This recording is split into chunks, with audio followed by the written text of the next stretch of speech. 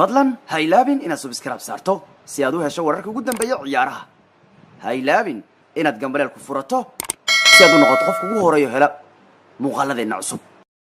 habeen wanaagsan assalaamu calaykum waraxmatullaahi wabarakaatu saaxiibayaal meel walba caawa adduunka ka joogtaan caawa iyo warbixinada ugu weyn kala iibsiga ciyaartooga iyo ciyaaraha la ciyaaray iyo wixii kale ugu muhiimsan ayaan eegi doonaayo kala iibsiga ciyaartooga waa gabagabo haddaba caawa waa la ciyaarayo haddana aan ku hormaray intaan kala iibsiga u gudo galin horta maan iska tuurnay imaamadii ninkii gaabnaa cunuga imaamadiisa lama haysan karo maba haysan karnaba intaan kala iibsayn aanu meesiyayno alla muxuu gool dhaliyo caawa yaa wallahi waa saaxiibka kamal daariga haddaan been la sheegaynin haddii taageernimo meel la iska dhigaayo waa ogahay qof walba meel buu ku haystaa ninuu ku cimaamataa nin walba koox buu ku cimaamataa ninba ciyaaryahankiisu jecel yahay haddase mararka qaar waa maradhac oo waa ceeb nin cimaamad leh inaad cimaamadiisii garabka ku haysato barsa inkastoo hadda jiriq ay ku adkaadeen yacni aynu si nabadgelyo aynu ku adkaan oo la jiririqiyey yacni la dhibay jiron bay caawa ku garaaceen 2 gool iyo eber waliba Samedow aan gool looga fadhin baa gool dhaliya caawa bilowgii ciyaarta qaybta hore ayuu Samedow asagu goolka dhaliya malaha waba kii ugu horeeyay Portugalku u dhalinaya kooxda Barcelona asagu hadiiba gool laga helo cimaamadu waba hadiiba ninkaas gool laga helo caawintiaba ku dhib ah iyo asagu difaacan waa rooyahay laakiin ma noqon karo Alves oo kale oo nin difaaci tuu galo kubadaha laabobka geyn jiray gool caawi jiray marka ninka kanu Portugalku waa iska yaraha oo ka xooga iska rooyahay mooyaane haday isaga gool ku dhaliyay bal waa ka sameed markuu gool ka dhaliyana nimanka la yiraahdo Jiron Qatar was lugtii hore ciyaareedkan Barshi iyo Jiron ay ciyaareen 2 gool iyo 2 gool baa lagu soo galay Camp Nou marka ilmahan dhibkooda badan markaas baa ciyaartoy laga siiyay Rose nimanka la yiraahdo Jiron mooyaane xaalku caawa sidan ma ahaan lahayn reer Barsha caawa wadnaha dhagleynaya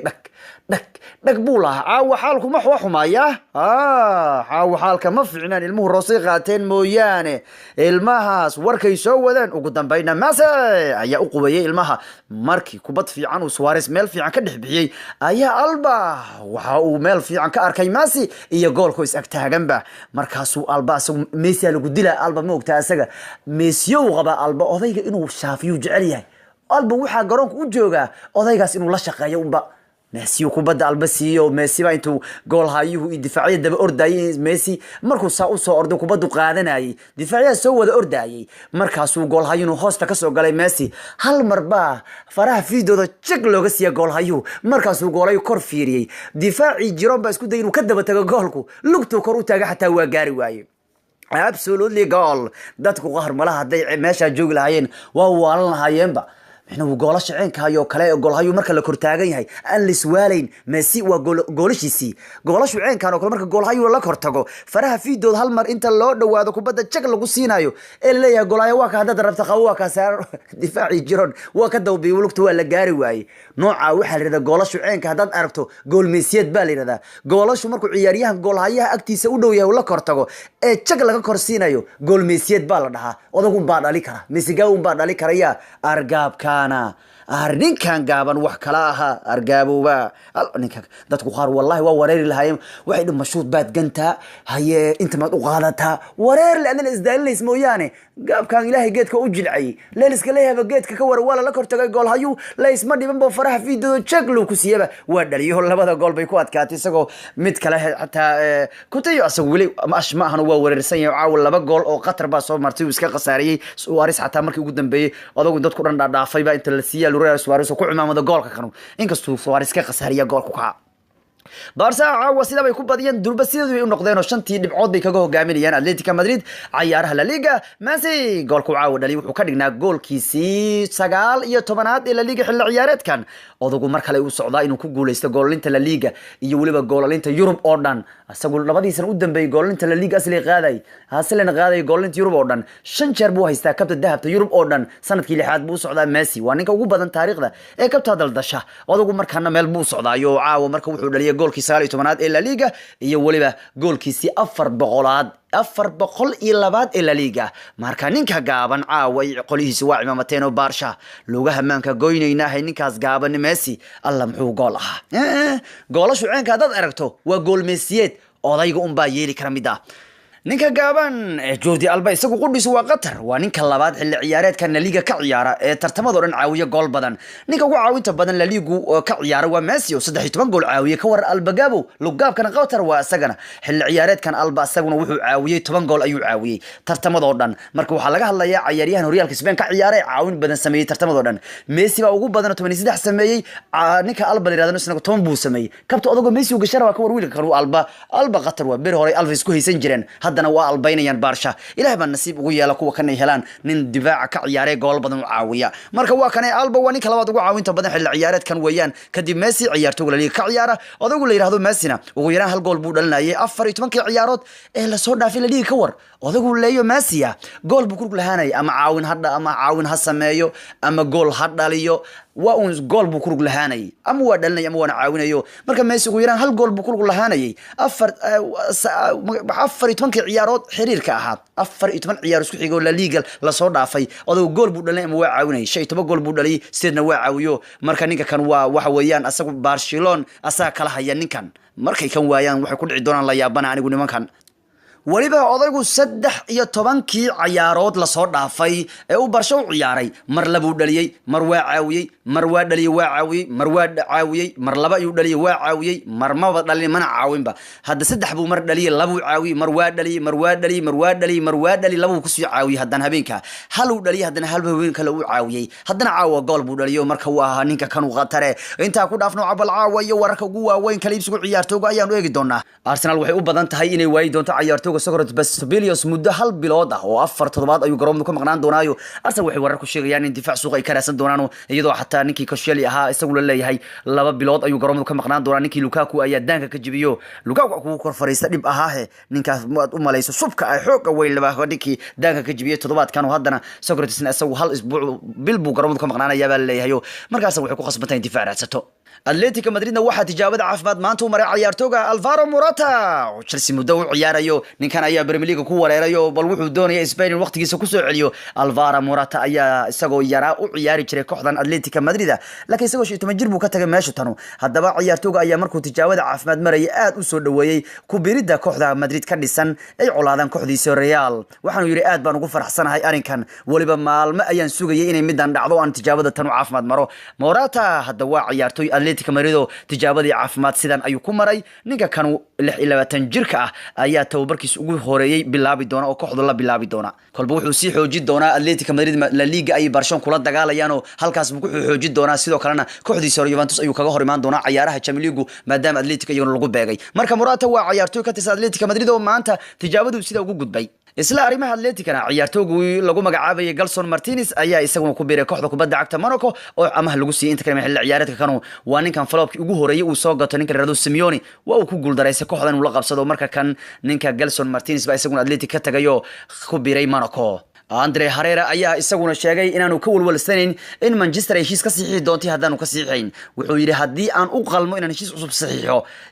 way imaan doontaayo waxaan ahaan doonaa ciyaartooy ka sii tirsan Manchester United haddaba ninka kanu ayaa qayb ka ah raggii Manchester 8 guul la gaaray laakiin heshiiskiisa kooxdu ayaa dhici raba oo looma cusboonaysiinayo laakiin ciyaartooy walwal kama qababa inuu Manchester ka tagay waxaan u qabaa hadiiba aan u qalmo leeyahay heshiis inaan saxiixo kooxdu iyada iska imaan doonto waxba talaado idba imaan doonto leeyahay talaado idba kooyaase kan walwal qabuula inaan heshiis waayi doono halyeegii hore kooxda kubadda cagta Chelsea Ruud Gullet ayaa qaba in aanu Chelsea aynu ahayn inay la wareegto Gonzalo Higuain wuxuu leeyahay ma u fiicneen buu leeyahay qalad bay ku sameysay Chelsea in la soo wareegto Gonzalo Higuain sababta isaga cadeynaya wuxuu leeyahay Higuain waa nin weeraryahan ah oo jecel in karoosi geesiska looga keeno waanan ognahay Chelsea maxaa dhacaya karoosi geesiska lagama keeno uu yiriyo maxay yeelay Hazard iyo William ayaa garbuhu ciyaara waana ognahay labadoodu waxay jecel yihiin in kubaddu ay iskala soo qaataan ay goolka la soo galaan marka aanu ma qabo buu yiri inay Chelsea soo qaadato Higuain wax fiican u tahay maxay leeyahay Higuain wuxuu rabaa garbaha in looga keeno loobab ama garbaha caawin laga siiyo la soo laado kubaddu waxana garbaha u jooga Chelsea William iyo Hazard oo aanu kubaddu iskala soconayo iska jiidaya in badan Hazard iyo William waxa lagu eedeeyay in kubaddu weerarka kula deeqino aan u qaadin marka wuxuu leeyahay wax fiican ma ahayn ninka ay soo qaataan ciyaartooyga Belgiumka Hazard iyo Lukaku ayaa cadeeyay inay taageerayaan macalinkoodii Henry yani caawiyihii Belgiumka Henry oo laga soo raacdiyay kooxda kubadda cagta Monaco. Henry ayaa maalmaha halkaas ay balaayeen ku habsatay oo macalinkii looma cimaamaday Arbonoriga kana markaad ciyaaryahan ahayd waxaad ahayd laacib laakiin marka tababar noqoto waxa laga yaabaa inaad ka wareerto ninka kar waa ka wareertay Henry afartii jirkan ayaan laga soo raacdiyay tababarnimada kooxda Monaco waxay leeyihiin ku soo dhawow gacmo furan ilaa hadda macalinkeeni Belgium baa tahay yani caawiyaha tababaraha Belgium ayuu ahaayo Roberto Martinez marka labadu Belgium waxay leeyihiin macalimu noo soo dhawow anaga ku jecelo mar walba anagu gacmo furan baan kugu soo dhaweynaynaa bay leeyihiin labadu nin ee Belgiumka ileen caawiyaha tababaraha Belgium ayuu ahaa Henry waanu ka tagay waxay leeyihiin dib u soo noqo soo dhawow oo u cimaamadayaan micnaha oo Crystal Palace Silva filan bay ku hogaaminaysaa la wareegida ciyaartooyga Gary Cahill oo hadda 33 jir ah oo aanu halkan boos joogta ka haysan bal inuu ka tagay u badan tahay Hodgson ayaa doonayay ninka kanu ninkii David Luiz ahna wuxuu ku dhow yahay heshiis halka sano kale in loo ku sii joogo kooxda Chelsea marka dadku 30 jir ay gaaraan ama ay dhaafaan waa laga nacaa kooxdu hadda David Luiz waxa la leeyahay wuxuu qarka u saaran heshiis hal sano inuu u sii kooxda uu kooxda kula sii joogi doono bal waa ninkii maalin wadrigoorada u dhaliyay finalku ku gaareen Liga Cup-ka marka wararku waxay leeyihiin Chelsea waxay qarka u saaran tahay heshiis hal sano inay ugu darto ninka Brazilianka ee David Luiz gool hayaha Real Madrid nafasna wuxuu qarka u saaray inuu isaga tago kooxda kubadda cagta Real maadaama xilli ciyaareedkan uu booskiisa u waayay Courtois waxay wararku leeyihiin ninkan xilli ciyaareedkan ayaa noqonaysa kii ugu dambeeyay ee kooxda Madrid ayaan raadinaysa beddelka ciyaartooyga kan ninkii Drinkwater ahana Turkiga ayaa laga doonayaayo kooxda kubadda cagta Fenerbahce ayaa ninka kan aad u xiiseynayso Drinkwater wuxuu qayb ka ahaa Leicester la qaaday horyaalku laakiin halkan ciyaar wax waa ku waayo marka waxay u badan tahay inuu Turkiyeyn doono asagu Turkiga aadi doono difaaca kooxda Atletico Madrid Lucas Hernandez ayasna waxa lagu wadaa inuu iska sii joogi doono inta kale xilli ciyaareedka kooxda Atletico xilli la xirinayo Bayern Munich inuu xagaa ku biiri doono Alves ayaa isna doonay inuu iska sii joogo kooxda kubadda cagta Paris Germany oo heshiiskiisu dhamaanayo xilli ciyaareedkan markuu dhamaado 35 jirkan ayaan wax heshiis laga sixin laakiin wuxuu doonayaa inuu iska sii joogo sanadka kale hadii ka siixayaan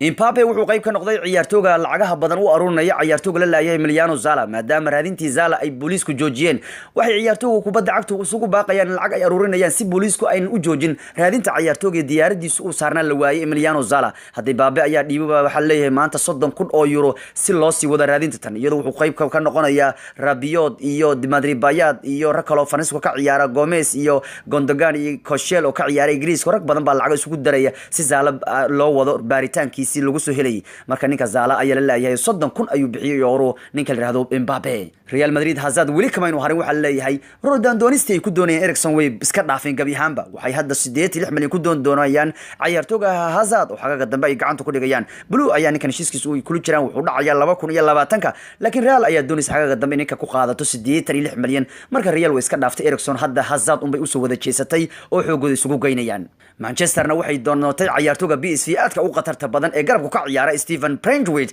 Manchester garbuhu kama fiicno rag badan oo ma qabaan garbuhu kubadda ka soo riixaya ninkan 25 milyan baa lagu doonayaa kooxo badan oo ay ku jiraan Bayern Munich ayaa doonaya kooxo kale Ingiriis ah ayaa ninkan aad u doonayo haddaba ninka kan uu qatar weeyaan waa 22 jir dhaliyay 10 gool waliba caawiyay goolal kale 25 kulan xilli ciyaareed ku ciyaaray ma jeedo ninkan shubka waa shub waa ninkan nin xooga waa dadka waa saarsanaya marka Manchester ninkan bay doonteen waa nin garabka ka ciyaara arrimaha Barisic ee Arsenal Barisic caawkeed ayaa lagu soo bilaabay ciyaartii Inter Milan ay ciyaarayso waxay ciyaartooygu u badan tahay inuu ka tagayo kooxda tan uu Arsenal ku biiri doono Inter hal shuruud bay ku xireen Arsenal waxay leeyihiin hadduu ciyaaryahanku naga tagayo toos nooga gata Arsenal marka waxay rabeen in amaah ku qaataan kadib toos u iibsadaan hadda waxay warar ku leeyihiin Inter hal shuruud ku xireen Arsenal waxa leeyahay dad ninkan rabtaan 3 milyan iska bixiya ninkan ayaa daada 30 ku gaaray waxaanay rabaan Arsenal inay qaataan marka nimankan Inter waxay leeyihiin 3 bixiya iska qaata ninku Arsenal inuu amaah bay ka dawareegaysaa laakiin arrimuhu kan wali way socdaan xataa wakiilka ciyaartooyga ba hadlay wuxuuna Inter ka codsaday in ciyaartooyga la fasaxo marka wiilkan Arsenal buu qarka u saaran yahay Barisic Bayern xitaa waxay doonaysaa in Benjamin Pavard heshiiska ay ku doonayso ibn Pavard baray gateen Bayern Munich oo way iibsadeen oo Stuttgart bay ka iibsadeen waliba mar hore bay heshiiskiisu dhameeyeen laakiin xagaga dambe ayaa lagu balansanay inay qaataan laakiin waxay leeyihiin war haddaba Janaayo noo imo inay wareegsan Janaayadan bay doonayaan